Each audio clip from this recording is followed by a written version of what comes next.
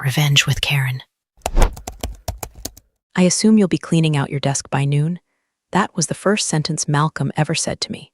Not welcome, not thanks for keeping this place alive while we fumbled through the merger. Just that, like I was an old pizza box stinking up his new condo. I didn't flinch. I just smiled, nodded, and handed him the new hire handbook that I had written. He didn't notice the sarcasm. They never do. 16 years. 16. That's how long I'd been with Corvex Dynamics. I onboarded the first 3 sales reps, built the client scoring algorithm before AI was the buzzword of the month, and stitched together our internal workflow system using so much automation that we were scaling faster than our competitors without hiring a single extra coordinator. There wasn't a process in that building I hadn't touched: HR, finance, legal, compliance. I didn't wear the crown, but I damn well built the castle. And here comes Malcolm with his fake tan and $600 belt, pretending the kingdom was his idea. The board brought him in after the merger with Ardent Tech, a move that was supposed to modernize Corvex's image. Translation: they wanted someone who looked good on panels, someone who said synergy without gagging. Malcolm could pitch, I'll give him that. He'd walk into a room, drop buzzwords like confetti, somehow leave people thinking he'd invented the wheel and the steering system. But behind the scenes, he was terrified of anything he couldn't control, which, unfortunately for him, was me. See, I never tried to climb the ladder. I was the ladder. People stepped on my work to look tall, and I let them because I thought that's what stability looked like. Until Malcolm started replacing my rungs with toddlers in suit jackets and TikTok degrees. I watched as he promoted a 27-year-old with a background in brand psychology to lead operations strategy. She spent her first week designing a new Slack emoji set. That same week, I got left off a critical product roadmap call, one that I had originally built. When I asked about it, Malcolm blinked at me like I'd interrupted his kombucha meditation. Brenda, we're trying to move fast now. Can't have too many cooks in the kitchen. I said nothing. I've learned it's better to let people hang themselves with their own rope. And boy, was he weaving a full-body harness. By the way, if you're still here, do me a small favor. Hit that subscribe button and maybe toss us a like. 95% of you ghosts out there listen without subscribing. And hey, the team reads every single number like it's gospel. Seriously, it keeps this ship running smoother than our old CRM integrations. Anyway, Malcolm kept icing me out, but not all at once. First, it was smaller meetings, then project approvals. Then, suddenly, my name stopped showing up on executive summary emails. It was like watching a magician make your identity vanish, one shared Google Drive folder at a time. But here's the kicker. The systems they were now calling legacy and inflexible? Yeah, those were mine, and not in the I helped with that kind of way. I designed them, scripted them, nursed them through every quarterly meltdown. It was the damn system. And when you fire the system, you better hope you backed up the operating manual. Spoiler alert, Malcolm didn't. The strategy team showed up on a Monday like a flock of consulting crows, tight blazers, fresh fades, and that MBA gleam in their eyes like they just discovered Excel. Malcolm introduced them with the kind of smug fanfare reserved for gender reveal parties and Ponzi schemes. These folks are here to streamline our infrastructure, announced like we'd all been asking for less function and more chaos. Their first order of business? Gut the reporting architecture.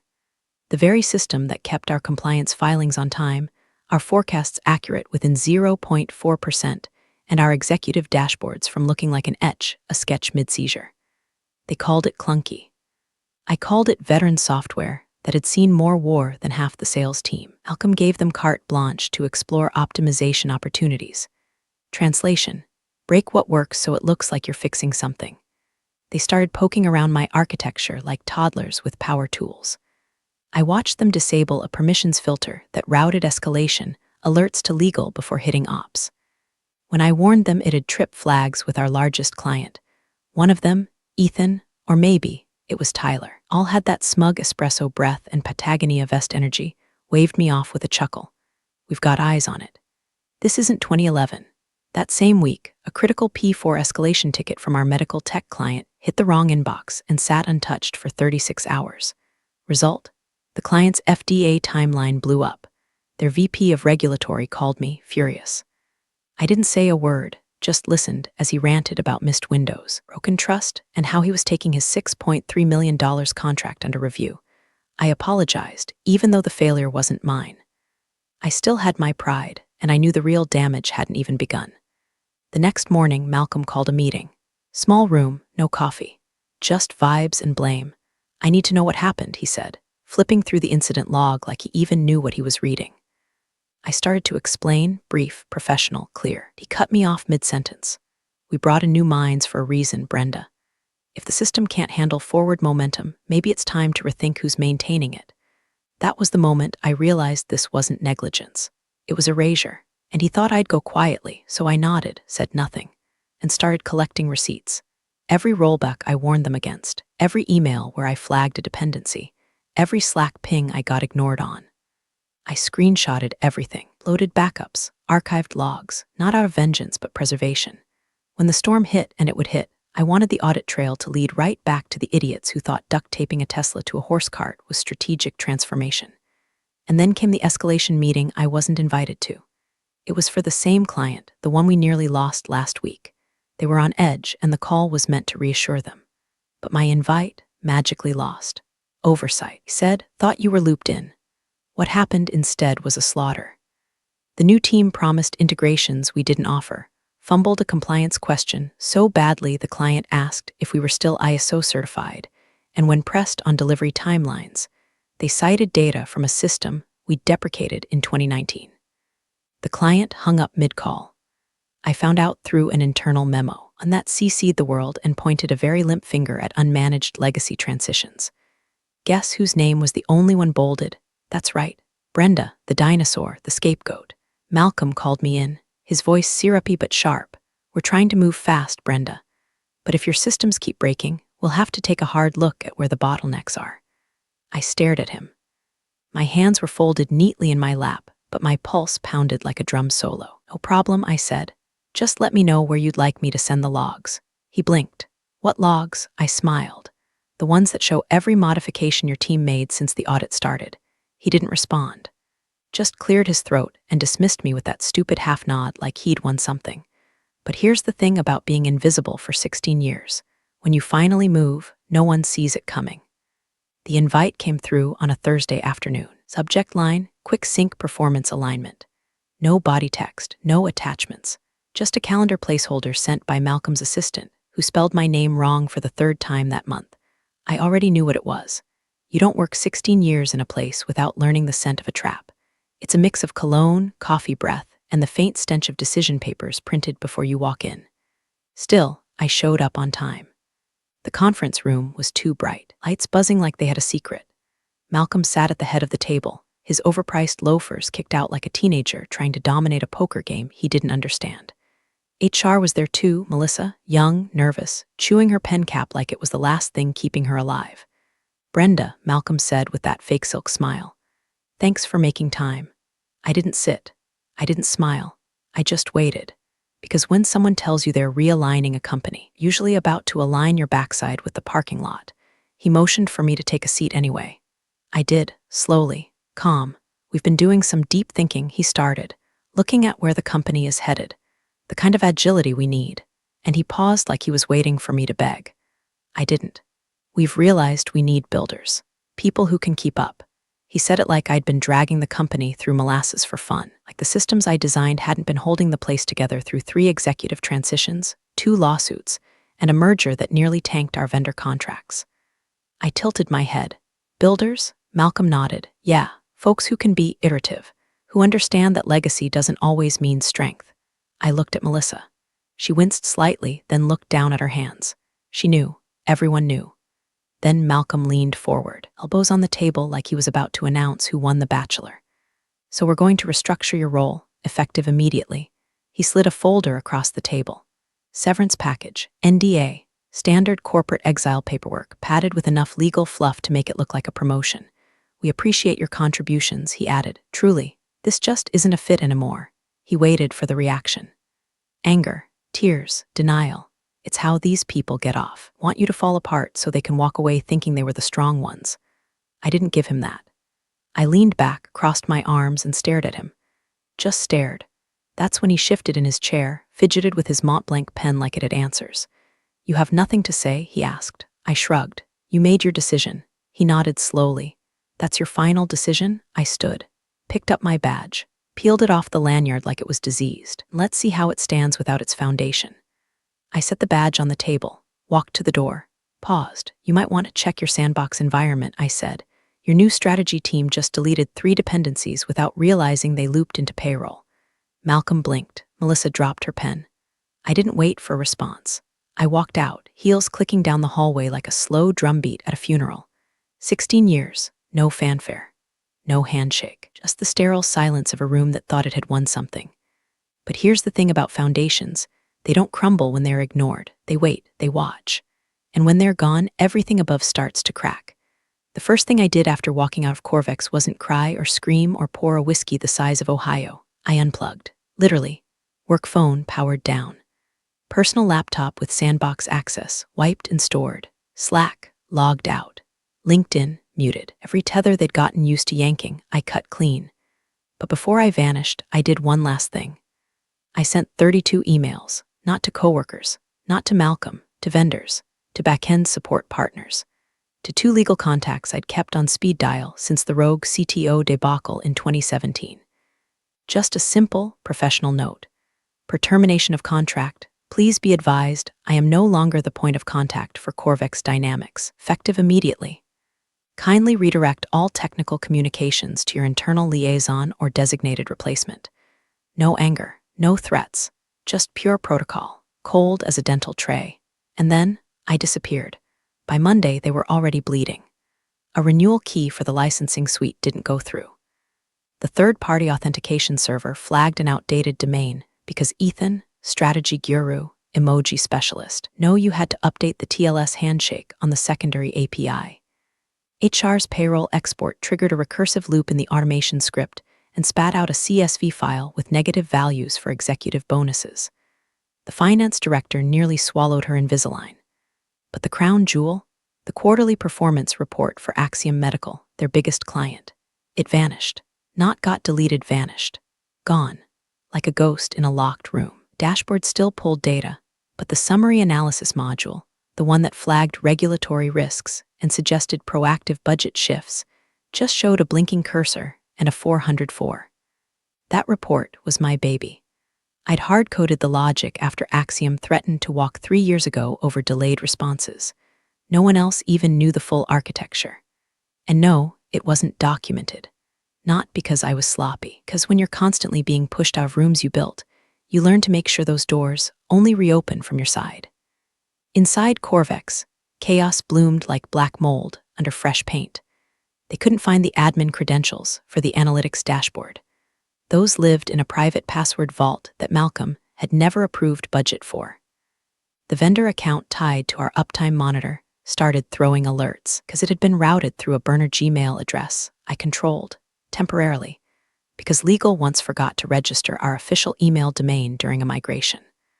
The dominoes fell one by one, each labeled legacy in bright neon, until they realized legacy meant literally everything keeping us from being sued.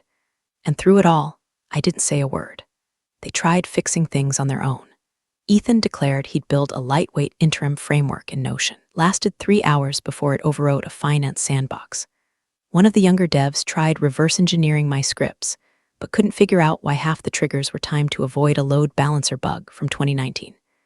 I was gone, but my fingerprint was everywhere, and not in some malicious, vengeful way. This wasn't sabotage. This was architecture. See, Malcolm thought he could cut out the blueprint and just keep the building, that the pipes would pump water and the lights would flicker on because they always had. But he never asked how, because asking how meant admitting you didn't know, and men like Malcolm don't do that. By Friday, I got a LinkedIn message from a senior dev I'd mentored years ago. All it said was, "Did you mean for the reporting cluster to go offline right after you left?" Because it did, and nobody knows why. I didn't reply. Just stared at the screen for a second, closed the app, let them flail. Let them crawl through the skeleton of the house I built, looking for light switches that don't exist. Let them reboot and patch and power point their way through meetings while the board grows nervous and clients start to ask questions. I didn't take anything with me. No code, no files. I just took myself. Turns out that was the glue. By the second week, the tech floor sounded like a haunted call center. Phones ringing, keyboards slamming, 2 project managers crying, one of them openly. The new strategy team had stopped pretending they knew what they were doing. Their whiteboards were filled with crossed-out acronyms, frantic arrows, and one deeply cursed phrase written in red marker: reverse engineer Brenda's logic. Good luck with that. The client dashboards were still mostly intact visually, but the underlying structure, broken. The automations had collapsed like bad scaffolding. Fallback scripts were triggering fail-safes I never told anyone existed, mainly because they were never supposed to be touched. When the system lost contact with a deprecated compliance server I'd built as a patch during the 2020 crisis, it reflagged every transaction from the last 6 months as unverified.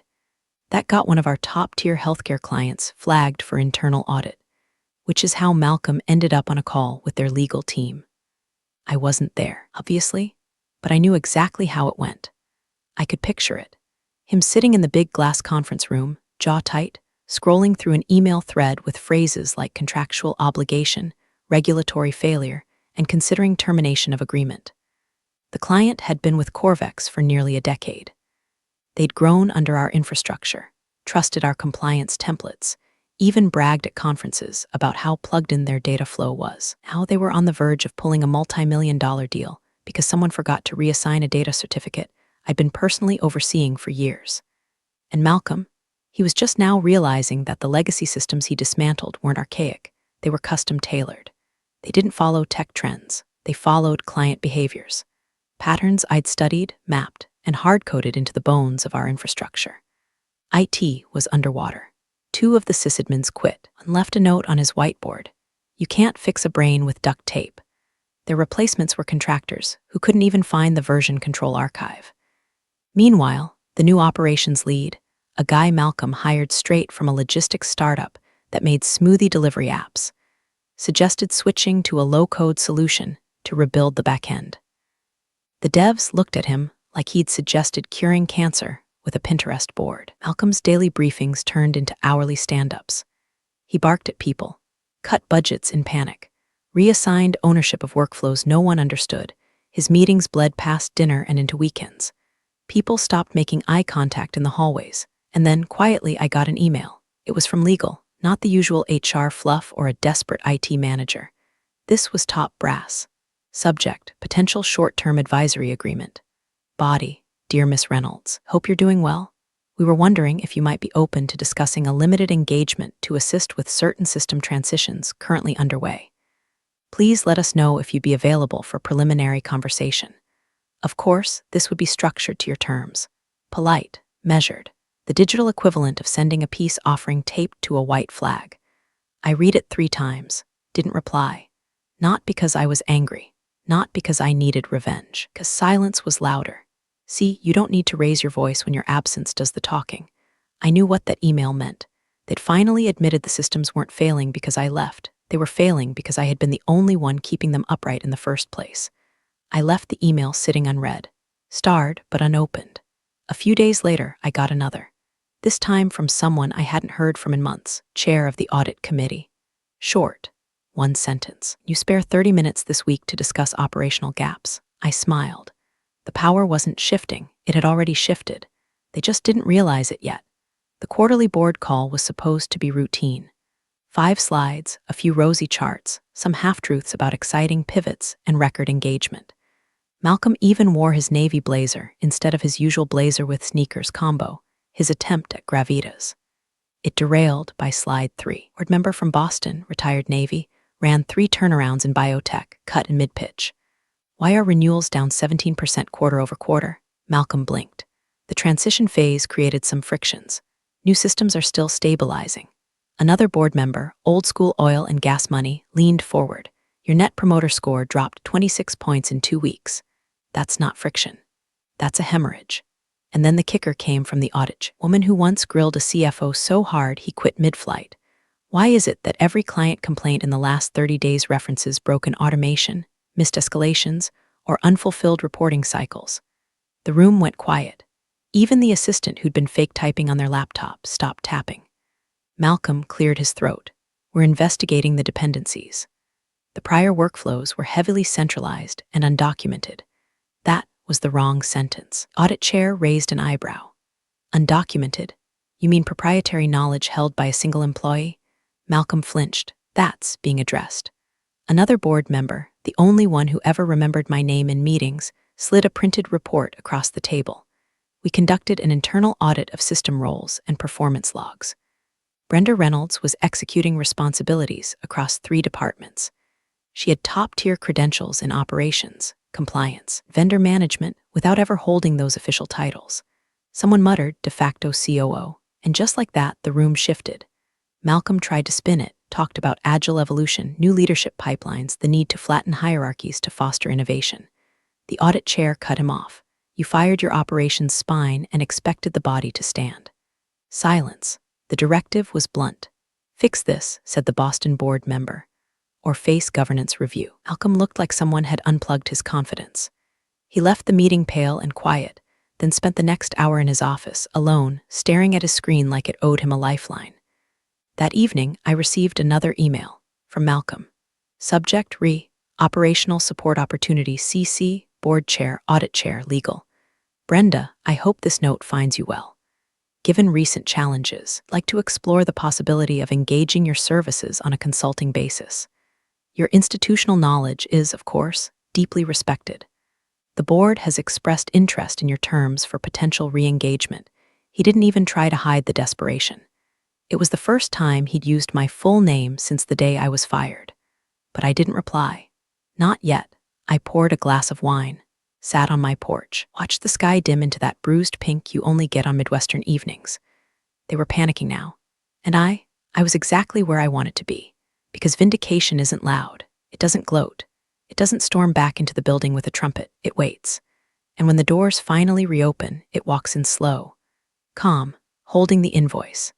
The meeting was held at a neutral site, one of those minimalist hotel lounges with too much glass and not enough soul, kind of place executives pick when they want it to feel like a power negotiation, but can't afford the vulnerability of home turf. I arrived 10 minutes early, sat at a corner table, facing the entrance, black folder resting on my lap like a sealed verdict. Malcolm showed up exactly on time. Not a second late, not a second early. The man was still clinging to image like it could save him. HR trailed behind him, Melissa again, this time with tighter lips and a leather binder that looked heavier than her spine. He gave me a smile that tried too hard. Brenda, he said, extending his hand. I didn't shake it. We sat. He launched into his pitch like a man trying to sell sand to the desert. The company's in a place of recalibration, he said. There's been recognition at the board level of certain oversights. Institutional gaps. We believe your experience positions you uniquely to assist in stabilizing the operational landscape during this transitional window. I waited, no nod, no smile, just silence sharpened to a knife's edge. Finally, I spoke, calm, even I'm not coming back as an employee. He opened his mouth, then hesitated. I slid the folder across the table. Melissa reached for it like it might explode. She opened it, eyes scanning, her pupils dilated. Malcolm leaned in, read. His face didn't twitch, but I saw the flicker. That involuntary tick when a man realizes he just walked into a room with no exits. My proposal was clean. I would return under a 6-month consultancy. No subordination to Malcolm. I'd report directly to the board. My hourly rate would be 3 times what I'd made previously. I'd set my own schedule, work remote if I chose, retain final sign-off authority on any process rebuilds I touched. Also included, a clause forbidding any internal staff from modifying my work without written consent. I wasn't going to be their crutch. I'd be their contract, a vault with legs. Malcolm tried to smile. These numbers are ambitious. I finally looked him in the eyes. So was firing the person who ran your company? He sat back, exhaled through his nose like he was holding in a monologue that no longer mattered. Then came the sound that sealed it all, the scrape of a chair behind me. The board rep had arrived. An older man, quiet, surgical in tone. He'd been listening the whole time from a nearby table. He stepped forward, nodded once at me, then addressed Malcolm without pleasantries. We've reviewed her terms. They're acceptable. Malcolm looked like he'd swallowed a burning coin, stammered something about aligning on expectations, maybe revisiting the scope. The board rep cut him off. She's not requesting, she's offering. And considering our current situation, we're not in a position to negotiate. Melissa's pen hovered over a printed agreement. Her hands shook slightly. Malcolm didn't say another word, not for the rest of the meeting. I didn't gloat. I didn't smirk. I just gathered the folder, tucked it back into my bag, and stood. "Send me the access credentials by end of day," I said. Then I walked out, heels clicking against tile, the sound of regained leverage echoing off the cold hotel glass. No shouting, no revenge speech. Just a single, undeniable fact: he wasn't in control anymore. And I'd made that clear without even raising my voice. I didn't take an office. That was the first rule. They offered me the corner suite, the one with the absurd glass wall and the fake succulent on the desk. The last two heads of operations had gone to suffocate in style. I declined. Politely. Instead, I worked from a small laptop in the breakroom-turned-consulting space 2 floors down. One window, no art, no nameplate, just peace. They brought me a keycard. I never used it. I had back-end access. Why would I need a door? The first thing I did was log into the vendor dashboard and kill the auto-renewal panic flag. Licensing had tripped a cascade failure that left half the client services team working off outdated sandbox reports. I re-established 2 vendor handshakes in under 10 minutes. One required a 2-factor auth code from an old burner phone I still had in a drawer. Malcolm's team didn't even know the burner existed. They thought it was an internal firewall issue. It wasn't. It was just me gone. I sent no announcements. No all-staff email, no LinkedIn post about returning to roots or new chapters. I simply showed up in the logs. The day I restored the compliance scripts for our international client portal, our most high-maintenance European contract stopped threatening to pull out. They hadn't responded to Malcolm's team in a week.